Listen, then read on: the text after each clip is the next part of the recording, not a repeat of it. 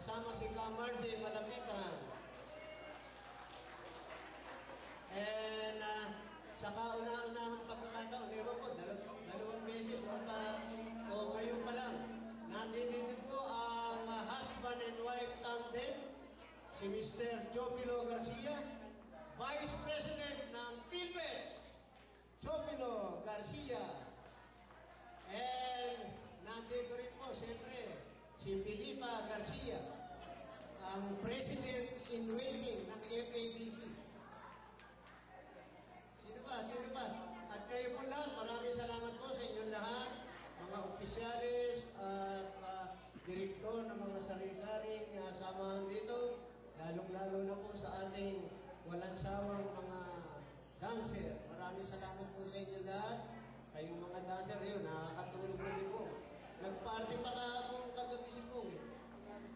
Nag-aantap na si Bong. So, nasabi na, oh, Ching, kailan yung ano mo? Baka mamaya sabihin mo, hindi nasabi yung ano mo. December pa.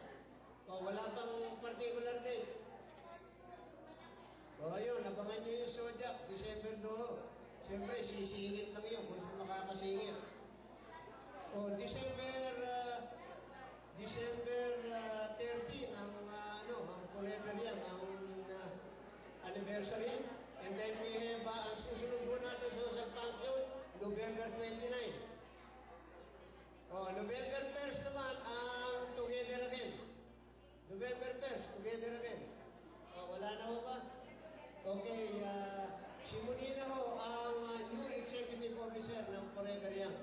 Na-announce na rin natin kanina yan during the annual general meeting kaninang umaga. And so with the new Vice President ng Forever Young, Ms. Esther Gade.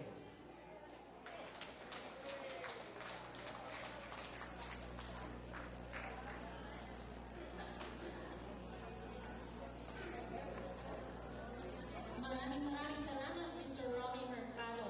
So for those of you who had missed the earlier meeting, we had an annual general membership meeting, a very short one, announcing myself as the executive officer.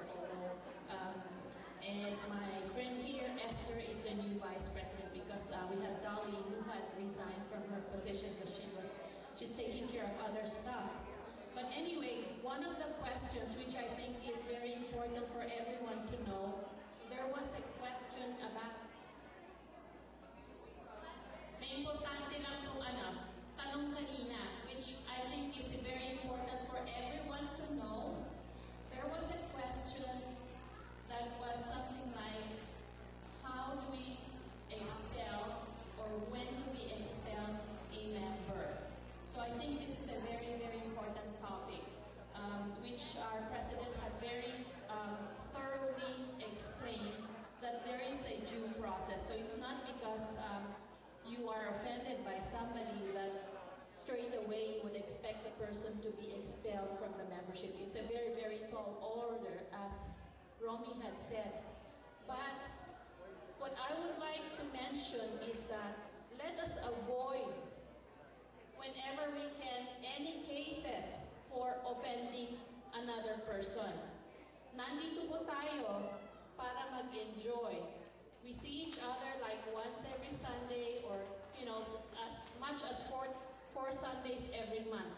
We would like to make each event a pleasant and enjoyable experience for everyone.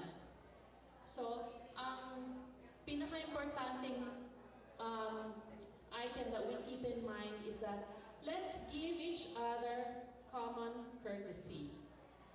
Igalang lang po natin ang isa't isa. Let's treat each other fairly, just like how we would like to be treated.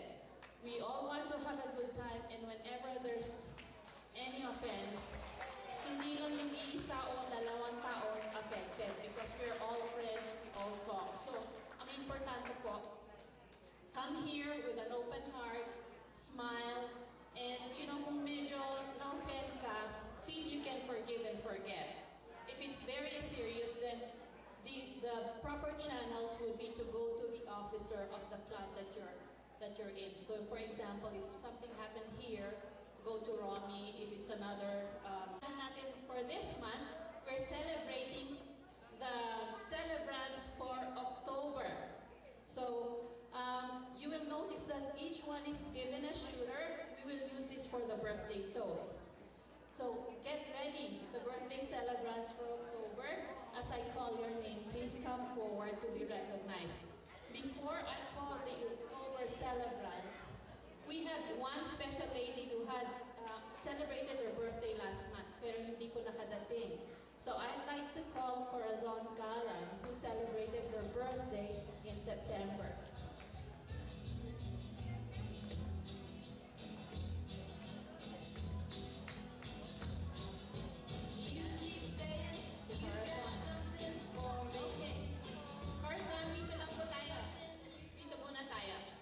Let's call the other celebrants for October. We have Evangeline Galancari.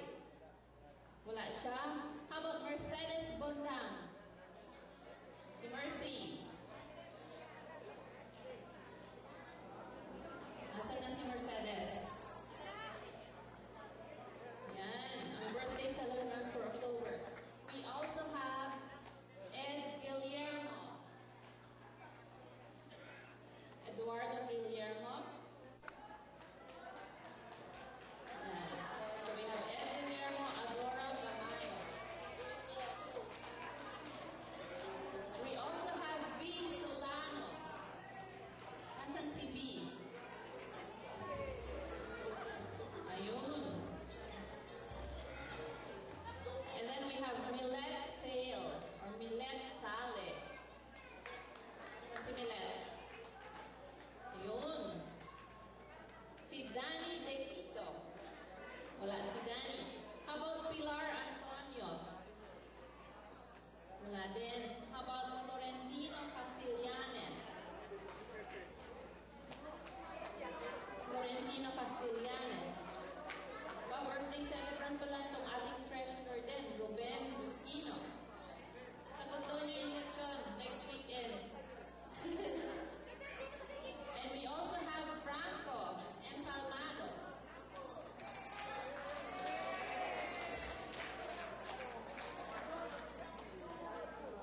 Tessie Fajardo. About Teresita Michael. Jose Ligama. Bert Puno. Lilia Reposo. Lilia is here. And the last on my list is Rosita Salanga. Wala din. Now, did I miss anybody? So we have all the birthday celebrants for October in person from September.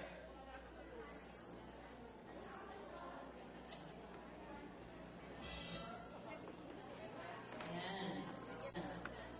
Frank! Tingin rin!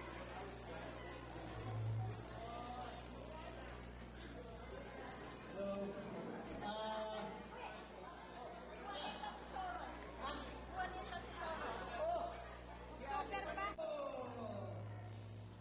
one of the birthday celebrants, yung Manila. Nakakalimutan eh. I'm sorry. I think I jumped. Sorry.